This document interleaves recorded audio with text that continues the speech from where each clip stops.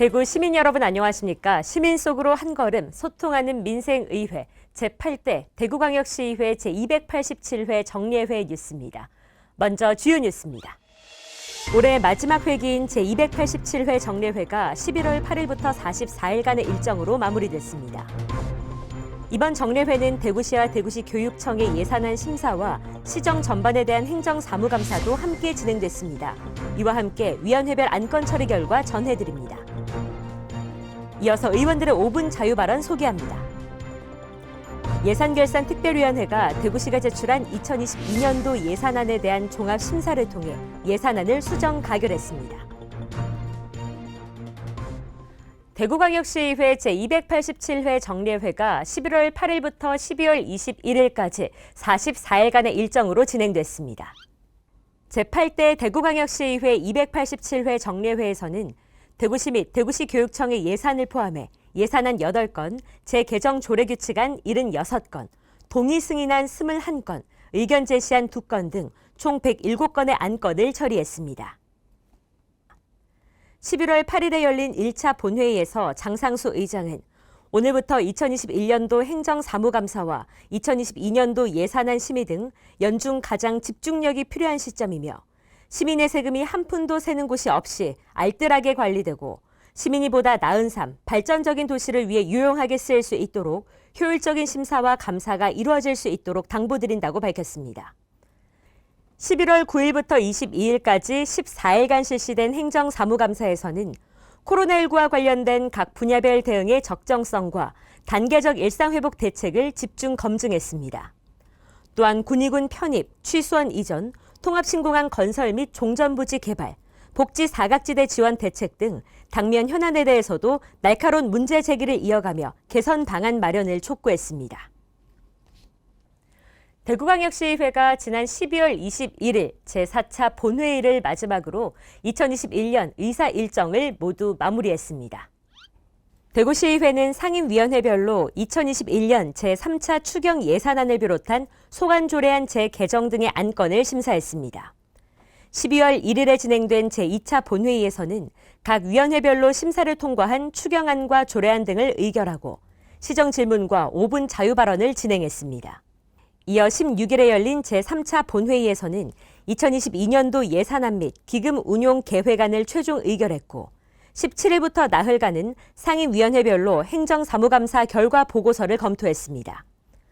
대구시의회는 21일에 제4차 본회의를 열고 행정사무감사 결과 채택의 건과 조례안 등의 안건을 처리한 후 제287회 정례회를 마쳤습니다. 다음은 제287회 정례회 위원회별 안건 처리 결과입니다.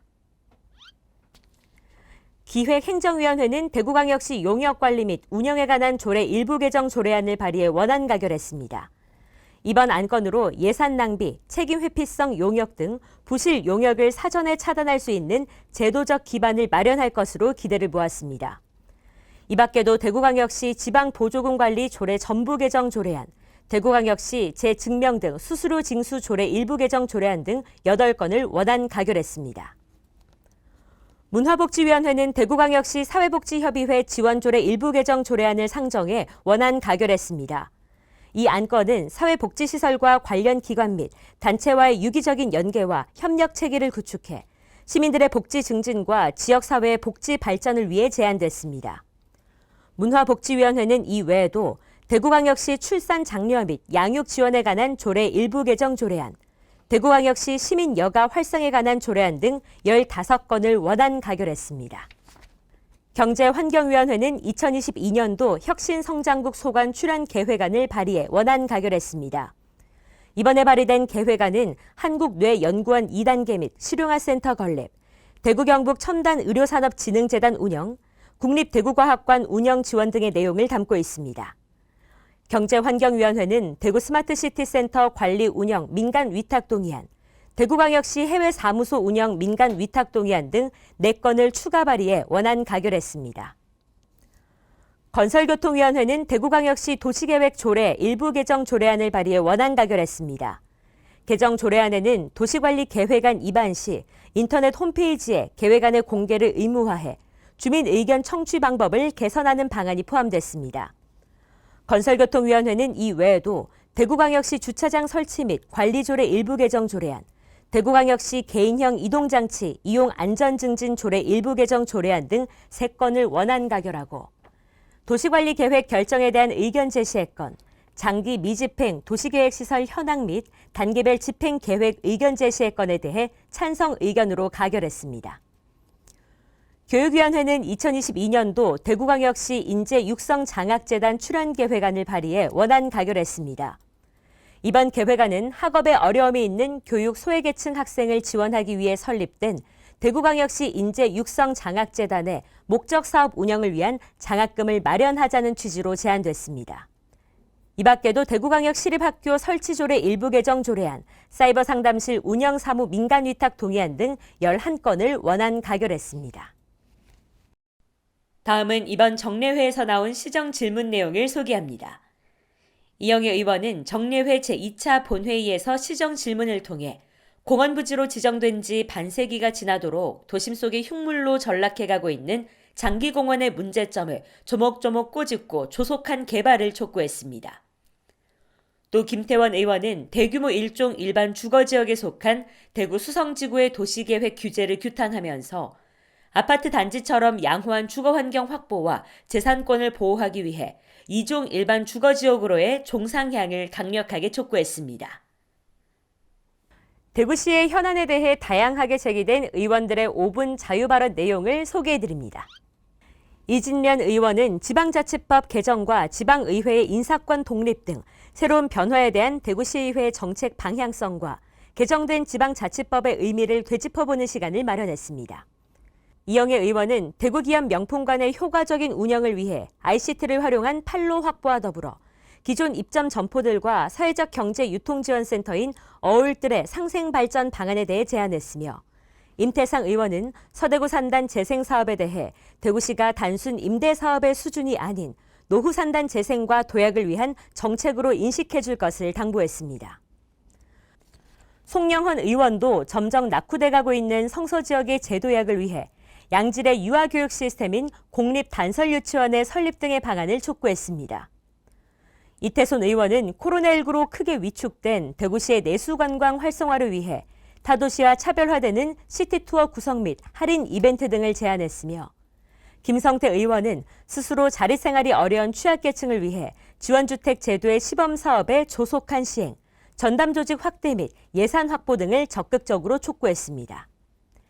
이어서 강민구 의원은 학생들이 대구 지역의 근현대사를 이해하고 간직할 수 있도록 대구시 교육청의 적극적인 참여가 필요하다는 의견을 냈으며, 하병문 의원은 최근 직장 내 괴롭힘이 심각한 사회적 문제로 대두되고 있음을 시사하며, 교육청 및 소속 기관과 학교에서 근무하는 모든 교직원들이 해당 문제에 대해 적극적으로 대처해 줄 것과 상호 존중의 조직 문화를 조성하기 위한 노력을 촉구했습니다.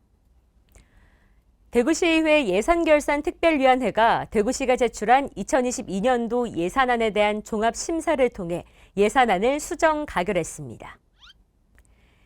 예결위는 제출 예산액 대비 4억 원이 감소한 10조 1,444억 원 규모의 예산안을 수정 가결했습니다. 예결위는 이번 예산심사에서 취약계층에 대한 복지 예산과 소상공인 등을 위한 민생 예산에 얼마나 내실 있게 편성했는지에 중점을 두고 심사했습니다.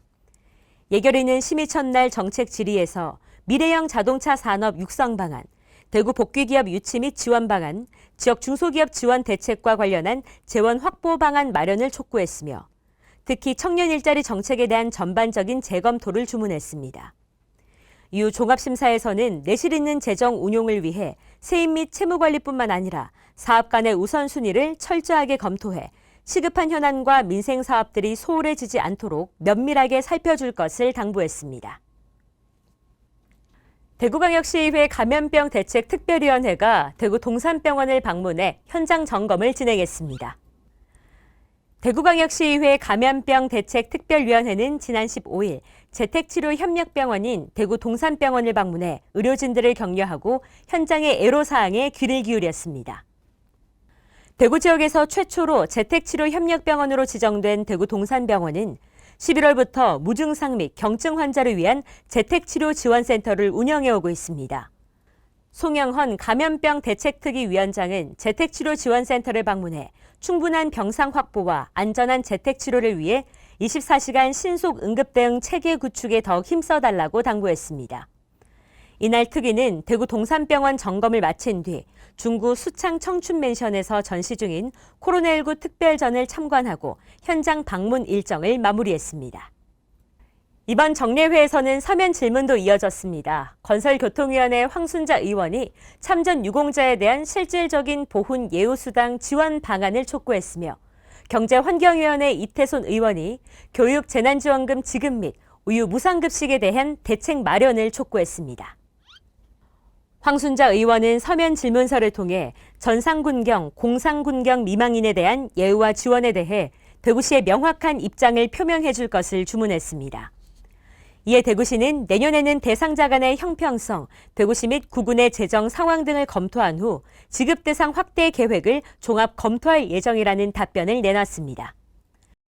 한편 이태손 의원은 서면 질문서를 통해 코로나19로 인한 교육력 회복과 학생 교육 여건 향상을 위해 교육재난지원금 지급이 필요하다고 질문했으며 또 모든 학생들을 대상으로 우유 무상급식에 대해서도 서면 질문했습니다. 이에 교육청은 교육력 회복을 위한 교육 예산 집행을 우선적으로 하고 있으며 유제품 등을 식단에 포함하는 등 학교 급식의 질을 높일 수 있도록 노력하겠다고 답변했습니다. 영국의 윈블던 테니스장은 1년에 2주를 사용하기 위해서 1년 내내 잔디를 가꾼다고 합니다. 잔디를 관리하는 일을 맡은 매니저는 한 해 동안 꾸준하게 잔디를 관리하면서 대회가 무사히 치러지는 것을 보람으로 여긴다고 하는데요. 잔디 깎는 일이 사실 단순해 보여도 대회에 출전하는 선수들만큼이나 대회에 중요한 영향을 미칩니다.